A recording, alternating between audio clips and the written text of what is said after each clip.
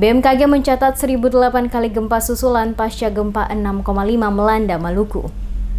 BMKG Ambon mencatat 1008 kali gempa terjadi di wilayah Maluku, terhitung sejak gempa besar dengan kekuatan 6,5 skala Richter yang terjadi pada Kamis 26 September 2019 di wilayah Maluku. Kepala Seksi Data dan Informasi Stasiun Geofisika Ambon, Andi Asharusdin, kepada DMS Media Group menjelaskan bahwa gempa bumi susulan pasca gempa tanggal 26 September 2019 hingga 4 Oktober tercatat tidak kurang dari 1008 gempa bumi susulan, di mana dari 1008 tersebut yang dapat dirasakan masyarakat sebanyak 110 kali gempa. Gempa-gempa susulan yang dirasakan pada beberapa wilayah di antaranya Kota Ambon, Kabupaten SBB, dan Kabupaten Maluku Tengah, di mana kekuatan gempanya tidak sebesar pada Kamis lalu. Masyarakat juga diminta untuk tidak mudah mempercayai berita atau isu-isu yang dapat menciptakan kepanikan di tengah-tengah warga. Informasi yang diterima harus dari sumber yang mempunyai kewenangan dalam menyampaikan soal gempa, yakni BMKG. Dengan demikian, maka kebenaran akan satu berita mengenai gempa dan tsunami yang diterima masyarakat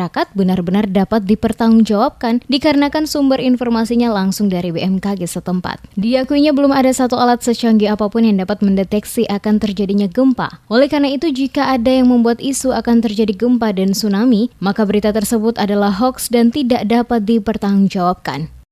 Baik, terkait gempa bumi susulan pasca gempa tanggal 26 September 2019 hingga pagi ini pada tanggal 4 Oktober pukul 11 itu tercatat tidak kurang dari 1008 gempa bumi susulan yang telah terjadi, di mana dari 1008 tersebut kita dapat laporan dari masyarakat dirasakan sebanyak 110 kali.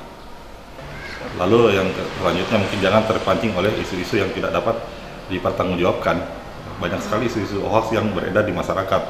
Jadi untuk itu maka masyarakat dihimbau untuk tetap memfilter informasi-informasi yang beredar dan jangan terpancing oleh isu yang tidak dapat dipertanggungjawabkan.